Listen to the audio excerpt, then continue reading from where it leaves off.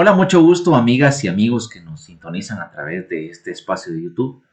Es un gusto compartir nuevamente con ustedes. Mi nombre es Brian Torres y en el siguiente video tendremos la oportunidad de abordar temáticas relevantes para nuestra disciplina publicitaria. Espero contar con su participación, con sus comentarios, sus puntos de vista y obviamente si el material les gusta, reaccionar a él. No está de más invitarles y hacerles la mención que si es necesario y si pues desea seguir todos estos materiales que se están generando para cada uno de ustedes, se suscriban. Sin más que agregar, los dejo con el siguiente video tutorial. Hola amigas y amigos que nos sintonizan a través de este canal de YouTube. Hoy vamos a continuar desarrollando un poco al respecto de el formato dramático para radio. Previamente hay algunos aspectos, previamente de iniciar, hay algunos aspectos que es importante mencionar que ya se mencionaron previamente o ya se abordaron previamente. Por ello, pues vamos a hacer un breve esbozo, una síntesis de ellos con el afán de avanzar en nuestra temática. Previamente habíamos visto algunos aspectos y algunas características del formato radial, de los guiones y todo esto. Entonces vamos a pasar esto bastante rápido y luego pues vamos a entrar a analizar y a visualizar algunos aspectos que van marcando tendencia y se están desarrollando de la mano con las nuevas tecnologías. Y es bien importante hacer mención de ello porque la radio como tal y en la forma que nosotros lo visualizamos y lo aprendimos y lo vimos a lo largo de nuestro recorrido de juventud ha ido cambiando. Entonces, de esa cuenta, pues es relevante hacer mención que existen nuevas herramientas, existen nuevos elementos a considerar en este sentido. Vamos a iniciar entonces sin más preámbulo. Vamos a ver un poco el formato dramático y cómo es que se construyen las historias. Esto pues enfocado en radioteatro, radiodramas, radionovelas. Entonces vamos con esta parte y luego vamos con la segunda parte que nos tiene reunidos acá, que es la visualización de lo que está ocurriendo con la radio. Este es un libro que a mí me encanta, se llama Las Palabras Andantes y el autor es el escritor uruguayo Eduardo Galeano. Si usted no ha leído a Eduardo Galeano, pues yo se lo sugiero que lo pueda leer, que lo pueda estudiar.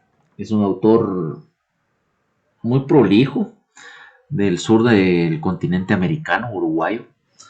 Y él pues en este libro, Las Palabras Andantes, desarrolla una serie de historias que al final de cuentas pues son muy interesantes, que nos orientan y nos guían bastante al respecto de cómo es que se puede desarrollar una historia o de qué manera la podemos acoplar para radio. La introducción del libro dice más o menos de esta manera. Ventanas sobre este libro. Una mesa remendada, unas viejas letrinas móviles de plomo o de madera, una prensa que quizás Gutenberg usó. El taller de José Francisco Borges en el pueblo de Becerros, en los adentros del nordeste de Brasil. El aire huele a tinta, huele a madera. Las planchas de madera en altas pilas esperan que Borges las talle, mientras los grabados frescos recién despegados se secan colgados de los alambres. Con esa cara tallada en madera, Borges me mira sin decir palabra. En plena era de la televisión, Borges sigue siendo un artista de la antigua tradición del cordel. En minúsculos folletos cuenta sucesos y leyendas. Él escribe los versos, talla los grabados, los imprime, los carga al plomo y los ofrece en los mercados pueblo por pueblo, cantando en letanías las hazañas de gentes y fantasmas. Yo he venido a su taller para invitarlo a que trabajemos juntos. Le explico mi proyecto, imágenes de él, sus artes de grabados y palabras mías. Él calla, yo hablo y hablo, explicando, y él nada. Y así sigue siendo hasta que de pronto me doy cuenta. Mis palabras no tienen música. Estoy soplando una flauta quebrada. Lo no nacido no se explica, no se entiende. Se siente, se palpa cuando se mueve. Y entonces dejo de explicar y le cuento. Le cuento las historias de espantos y de encantos que yo quiero escribir. Voces que he recogido en los caminos y sueños míos de andar despierto, realidades deliradas, delirios realizados, palabras andantes que encontré o fui encontrado por ellas. Le cuento los cuentos y el libro nace. De esta manera tan lúdica, tan ilustrativa, el autor nos introduce en el libro. Nos cuenta el contexto, nos cuenta la idea y nos da un parámetro bastante claro de lo que contiene el libro.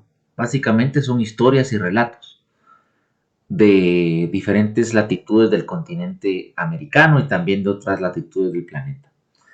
Entonces, a mí me parece fabuloso por la riqueza del lenguaje, por el uso de la escritura, la redacción. Todo esto pues es fantástico. Entonces, empezamos con esto para poderles ilustrar un poco al respecto de la parte ahí de la creación de historias. Cómo llevar estas historias de algo muy abstracto que tenemos en nuestra cabeza a algo mucho más concreto. Esto es recopilado de este libro que yo les estaba comentando hace un ratito. Y las ilustraciones me imagino que a algunos se les hace familiares. Y son ilustraciones que fueron hechas por un artista mexicano. Él se llama José Guadalupe Posadas. José Guadalupe Posadas fue un artista mexicano que fue el creador de la Catrina. La Catrina es el personaje que vemos en la esquina derecha superior de la diapositiva. Entonces, Galeano hace un ejercicio similar en otro de sus libros, con ilustraciones de José Guadalupe Posadas, que es este artista mexicano que creó a Catrina. Catrina pues trataba de evidenciar en aquel momento las crisis y las pobrezas que vivía el pueblo mexicano. Entonces él lo hizo y pues Galeano se apoyó en su obra artística para fundamentar o acompañar un texto de él que es Patas arriba, Escuela del Mundo al Revés. Vamos a ver las historias que tenemos ahí. Estos son cuentos cortos. Tenemos la ventana sobre la herencia y tenemos la ventana sobre los ciclos. Vamos a ver la primera. Pola Bonilla modelaba barros y niños. Ella era ceramista de buena mano y maestra de escuela en los campos de Maldonado. Y en los veranos ofrecía a los turistas sus cacharros y chocolates con churros. Pola adoptó a un negrito nacido en la pobreza, de los muchos que llegan al mundo sin un pan bajo el brazo, y lo crió como su hijo. Cuando ella murió, él ya era un hombre crecido y con oficio. Entonces los parientes de Pola le dijeron: entra a la casa y llévate lo que quieras. Él salió con la foto de ella bajo el brazo y se perdió en el camino. Si nosotros descomponemos esta historia, tenemos diferentes momentos. Tenemos al personaje principal, que es Pola Bonilla.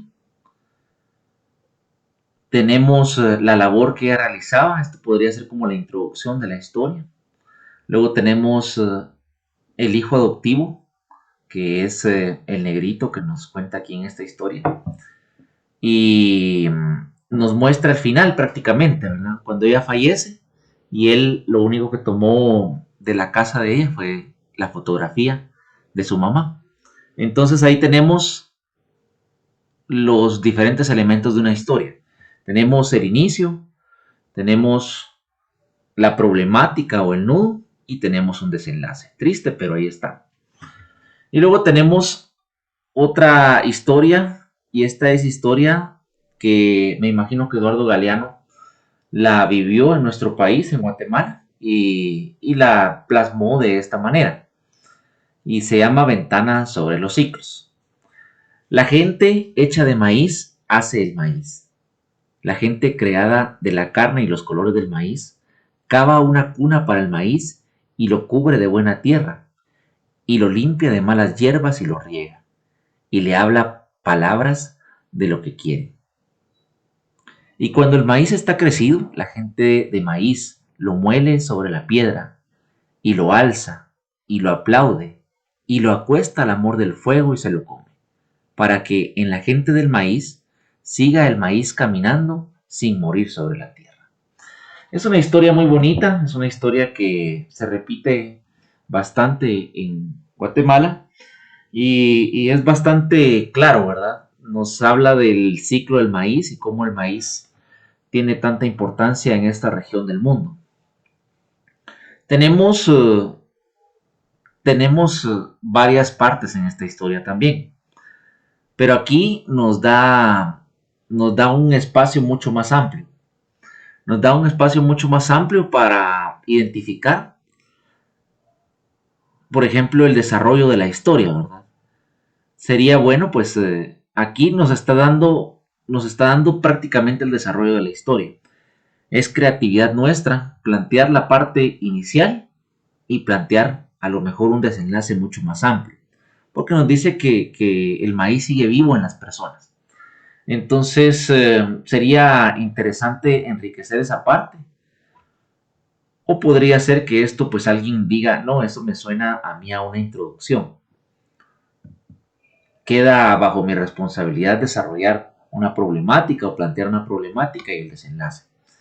Entonces, estos son unos ejemplos y a través de estos elementos pues nosotros podemos, por ejemplo, en la primera historia ya tenemos a dos personajes claros. Tenemos a Pola Bonilla y tenemos a su hijo. En la otra historia tenemos mucho más espacio para ser creativos.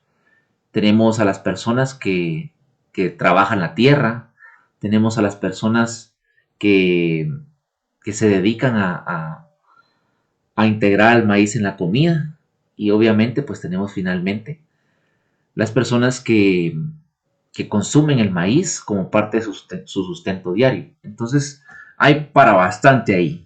Y si se dan cuenta es una síntesis, es una historia corta. Entonces, a través de esto podemos nosotros empezar a crear nuevas historias, a lo mejor identificar aspectos nuevos para enriquecer nuestro trabajo. Bueno, aquí tenemos algunos esquemas, esto ya lo vimos.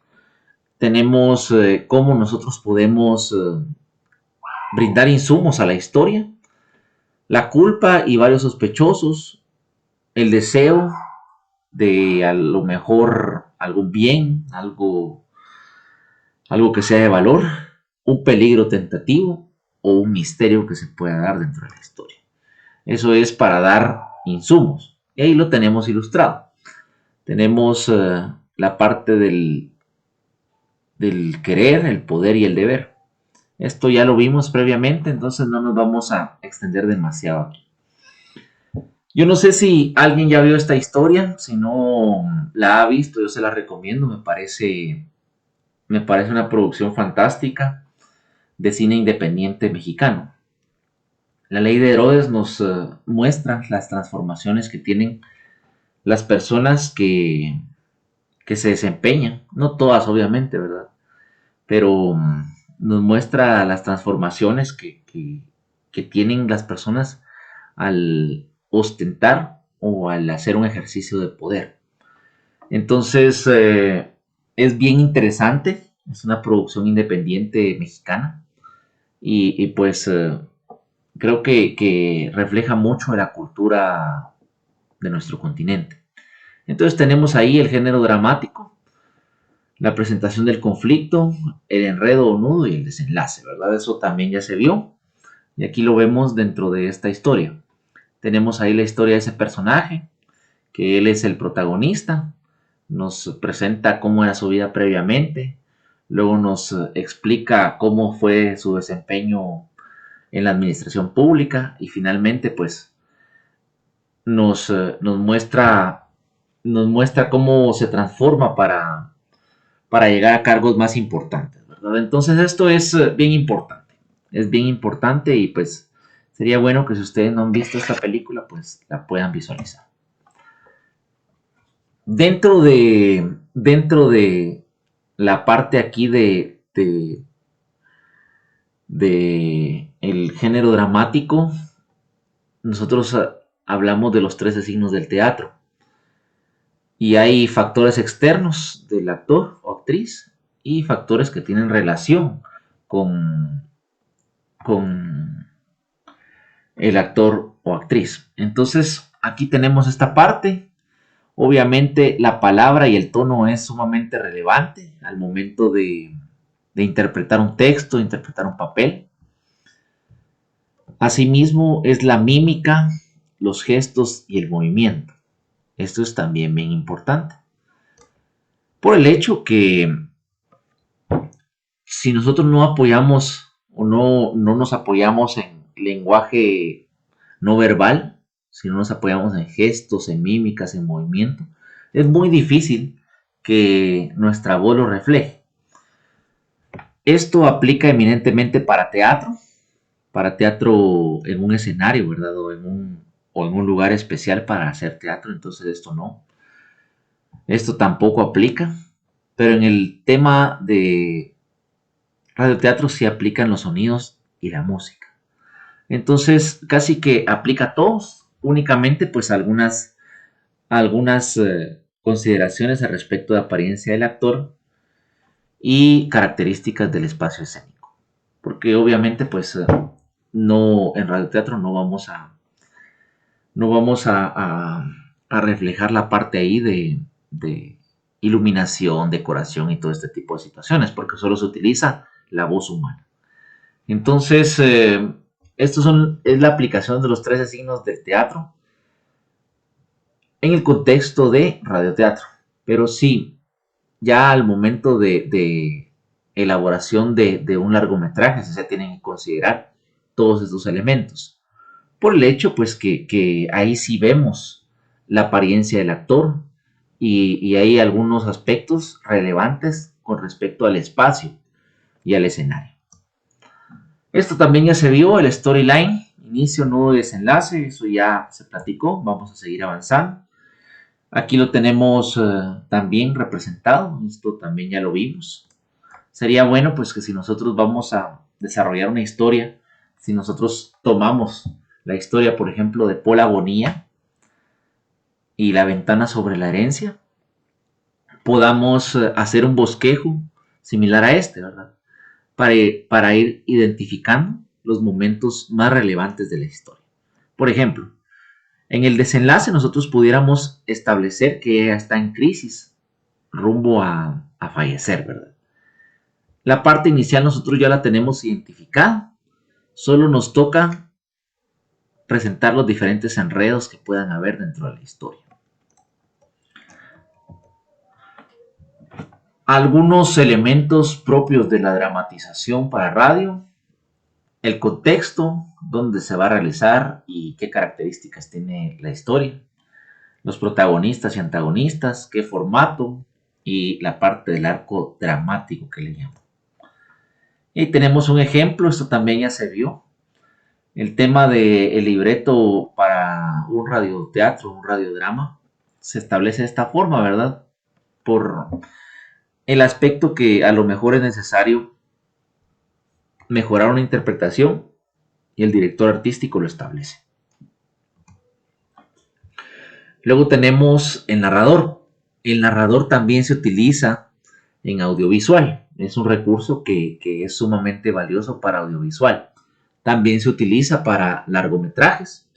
De tal cuenta, pues tenemos ahí Tenemos ahí a veces que los largometrajes empiezan con una narración que nos ubica en tiempo, en lugar, en espacio, todo este tipo de situaciones. Entonces tenemos un narrador que es el narrador objetivo. Es un espectador invisible presente en todo el drama, pero no participa en su desarrollo. Narrador testigo es una persona que está compartiendo dentro de la escena, dentro de los momentos, los aspectos que está visualizando. Y luego tenemos el narrador personaje, que pues forma parte de el argumento y el desarrollo de la historia. Un narrador personaje, yo no sé si ustedes han visto esta serie de Netflix, pero si no la han visto, pues yo se la recomiendo, a mí me gustó. Narcos México. Narcos México tiene un narrador personaje. De hecho, el actor, que participa tanto como investigador de la DEA como una reportera que hace en la nueva temporada, ellos son narradores personajes. Porque ellos participan, ellos se desarrollan o se desempeñan dentro de la historia y ellos le dan hasta cierto punto sentido a todo esto, ¿verdad?